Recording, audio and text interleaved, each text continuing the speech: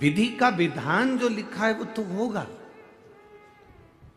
तो फिर शिव पुराण काहे को सुने अगर विधि का विधान होगा तो? भाग्य में लिखा हुआ यदि होगा तो फिर हम शिव पुराण क्यों सुने? उसका एक सुंदर चरित्र आता है। भागवत जी सुनिए आप लोगों ने, बोलो बोलो जरा सुनिए।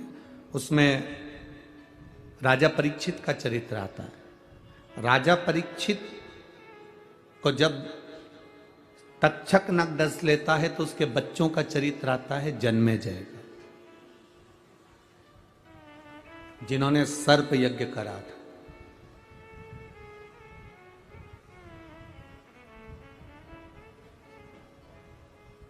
कोई तुमसे कह दे कि मैं तुम्हारी जिंदगी में दुख नहीं आने दूंगा तो समझ लेना कि पक्का झूठ बोल रहा है। संसार में ऐसा कोई नहीं जन्मा जिसको दुख नहीं आएगा। पृथ्वी पर जन्म लिया है तो दुख सुख तो चलेगा। कोई तुमसे कह दे कि मैं तुम्हारे दुख को, मेरे पास में ऐसी मौली है, मैं एक बेल दूंगा बांध लेना और दुख मिट जाएगा, फालतू की बात।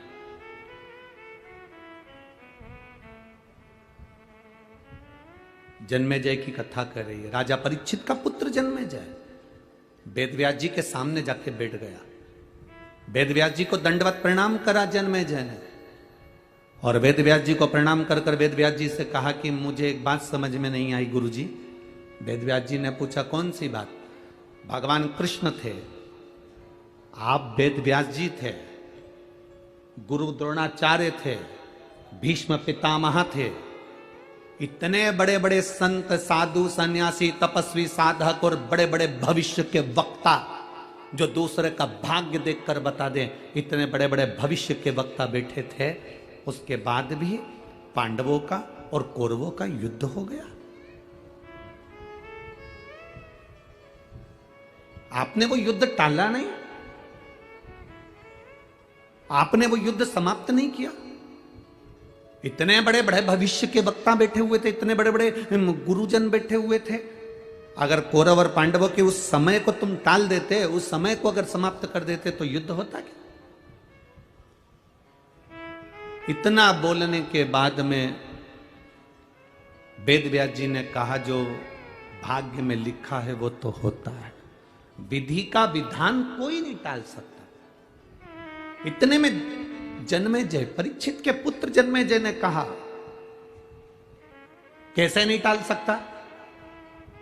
अगर मैं होता ना तो मेरा पुरुषार्थ आप देखते और मेरे पुरुषार्थ को देखते तो मैं ये युद्ध टाल सकता था। मैं युद्ध होने नहीं देता। बहुत सावधानी से सुनना अष्टविनायक शिव पुराण की कथा। मैं होता तो इस युद्ध को नहीं होने देता, मैं होता तो यह सारा युद्ध टल जाता। वेदव्यास जी ने कहा यह कभी नहीं हो सकता, जो ललाट पर लिखा है उसको टालना बड़ा मुश्किल है, उसको समाप्त करना बड़ा मुश्किल है, उसको टालना बड़ा मुश्किल। जन्मेजय ने कहा ऐसा नहीं हो सकता, अगर मैं होता ना उस समय पर मैं सब निपट लेता, युद्ध नहीं होने देता। मैं पक्का कह रहा हूं इतने लोग नहीं मरते, और तुम इतने बड़े बड़े संत बैठे थे, इतने बड़े बड़े गुरु बैठे थे, तो तुम युद्ध नहीं टाल सके। अब एक बात बताओ वेदव्यास जी, वेदव्यास जी आप भविष्य वक्ता हो ना, मेरे भविष्य की कोई बात बताओ जिसको मैं टाल कर बता सकता हूं। वेदव्यास जी ने कहा चलो ठीक है टाल कर बताओ। थोड़े समय के बाद जन्मेजय तू एक काले घोड़े पर बैठकर दक्षिण दिशा में जाएगा। दक्षिण दिशा में एक सुंदर स्त्री को देखेगा और वो स्त्री को देखकर तू राजमहल में लेकर आएगा। उस स्त्री से तू शादी कर लेगा। वो स्त्री तुझसे एक यज्ञ करवाएगी। उस यज्ञ में मैं तुझसे हाथ जोड़कर कहता हूं कि उस यज्ञ में तू युवान ब्राह्मण को मत बुलाना, अगर बुलाना तो बूढ़े ब्राह्मण को बुलाना, किसी बुजुर्ग को बुलाना, समझदार को बुलाना, किसी बूढ़े को बुलाना, पर युवान ब्राह्मण को मत बुलाना उस यज्ञ में। पर मैं जानता हूं जन्मेजय तो उस यज्ञ में तेरी पत्नी के कहने से, उस सुंदर स्त्री के कहने से तू युवान ब्राह्मण को बुलाएगा और युवान ब्राह्मण का प्राण दंड तू देगा, उस ब्राह्मण की हत्या का कारण तू बनेगा और आखिरी में तेरे माथे पर ब्राह्मण हत्या लगेगी और तुझे कोढ़ का रोग हो जाएगा और तू कोढ़ी हो जाएगा और बाद में उसी कोढ़ से तू मर जाएगा। अब तेरा विधि विधान टाल सके तो टाल दे। जन्मेजय ने कहा इतनी सी बात। जन्मेजय ने अपने राजघराने में जाकर कहा जितने अस्तबल में काले घोड़े हैं सब निकाल दो बाहर, एक भी काला घोड़ा मुझे नहीं चाहिए। काला घोड़ा होगा नहीं तो बैठूंगा भी नहीं। सारे काले घोड़े निकाल दिए जाएं। अस्तबल से सारे काले घोड़े खोल दिए गए और सारे काले घोड़ों को खोलकर भगा दिया गया। 2 साल के बाद राजा सफेद घोड़े पर बैठकर अपने नगर से, महल से घूमने के लिए निकला और निकलते निकलते निकलते निकलते घोड़ा बेकाबू हो गया। दौड़ते दौड़ते जंगल में पहुंच गया। जंगल में जाने पर उस घोड़े के पांव में घाव हो गया। घोड़ा चल नहीं पाया। आखिरी में घोड़ा लुढ़क कर गिर गया और फिर वो घोड़ा वहीं पर अपने प्राणों को त्यागा तो राजा भूखा प्यासा रहते रहते 2 दिन निकल गए। कुछ मिल जाए साधन तो मैं अपने नगर चले जाऊं। इतने में सामने से काला घोड़ा दिखा। राजा ने उसको पकड़ा और उस पर बैठा और बैठकर घोड़े को लेकर महल में जा रहा था। घोड़ा बेकाबू होकर दक्षिण में चले गया और समुद्र के तट पर उसको एक सुंदर स्त्री मिल गई। अब टाल विधि का विधान। एक सुंदर स्त्री मिली, स्त्री को ले गया अपने नगर। उसकी सुंदरता देखकर उसने शादी कर ली। स्त्री ने कहा अपन एक यज्ञ करते हैं, इसने मान लिया। यज्ञ प्रारंभ हुआ और इसको मालूम था कि वेद व्यास जी ने कहा है कि यज्ञ में बूढ़े ब्राह्मण को बुलाना, पर स्त्री ने कहा नहीं, यज्ञ में सब युवान ब्राह्मण आना चाहिए। यज्ञ में युवान ब्राह्मण आए, यज्ञ प्रारंभ हो रहा था। इसकी वो स्त्री सुंदर जैसे ही महल से बाहर निकली, उसको देखकर ब्राह्मण हंसा तो राजा को क्रोध आ गया जन्मेजय को और उसने उसको मृत्यु दंड दे दिया। मृत्यु दंड दिया तो ब्राह्मण हत्या माथे चढ़ गई और ब्राह्मण हत्या माथे चढ़ी तो ये कोढ़ के रोग से ग्रसित हो गया। रोता रोता वेद व्यास जी के पास पहुंच गया। मैं क्या करूं? वेद व्यास जी कहते हैं तू ही तो कह रहा था कि मैं विधि के विधान को टाल सकता हूं। तू कह रहा था विधि के विधान को टाल सकता हूं। राजा जन्मेजय ने गुरु वेद व्यास जी के चरण पकड़ लिए कि मैं विधि विधान को नहीं टाल सकता, पर विधि के विधान को कौन टाल सकता है?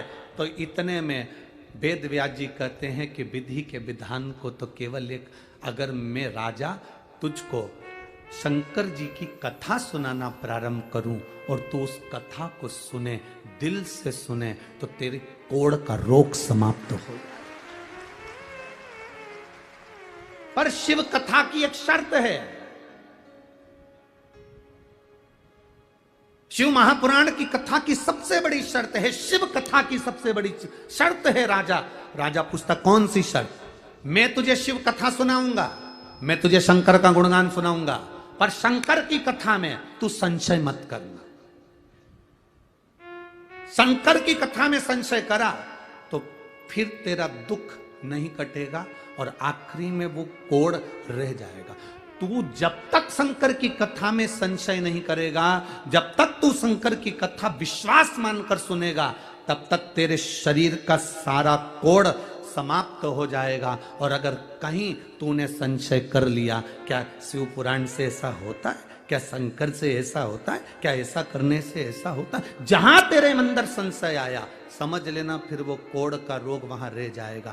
बस तू इतना जान ले तो मैं कथा कह देता हूं। वेद व्यास जी के चरण पकड़कर जन्मेजय ने कहा आप शिव कथा कहना चालू करो, मैं पूर्ण विश्वास के साथ सुनूंगा। और शंकर भगवान की कथा वेद व्यास जी ने कहना प्रारंभ करी। पूर्ण विश्वास के साथ जन्मेजय कथा को सुनने के लिए बैठा कथा को श्रवण करने के लिए। कथा चलते चलते चलते चलते चतुर्थ भाव में पहुंच गई और उस समय पर शंकर भगवान ने मां पार्वती के शरीर से जो उपटन से पुतला बना था उसका सिर काटा और काटकर मनुष्य के धड़ पर हाथी का मस्तक रख दिया। जन्मेजय को संशय आ गया। जन्मेजय ने कहा बताओ, क्या शंकर भगवान डॉक्टर है? क्या शिव जी वैद्य हैं? क्या औषधि देते हैं कि मनुष्य के शरीर पर हाथी का मुख रखा जाएगा? जन्मेजय के अंदर संशय आ गया। जन्मेजय ने तुरंत कहा मैं इस कथा को नहीं मानता।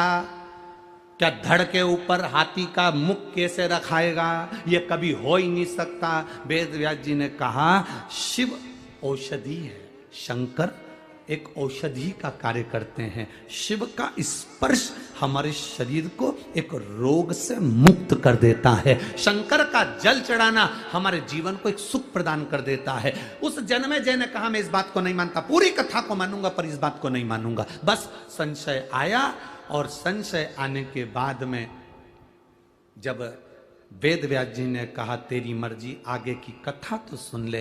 पूरी कथा सुनी पर वो संशय दिमाग में रह गया। पूरे शरीर से कोड़ समाप्त हो गया, पर वो कोड़ का एक तिल बराबर का अंश राजा जन्मेजय के शरीर पर रह गया। और वो कोड़ का रोग जो शरीर में एक तिल के बराबर रहा, उसी कोड़ के रोग से जन्मेजय के प्राण छूट गए। आखिरी तक वो रहा क्योंकि संशय रह गया।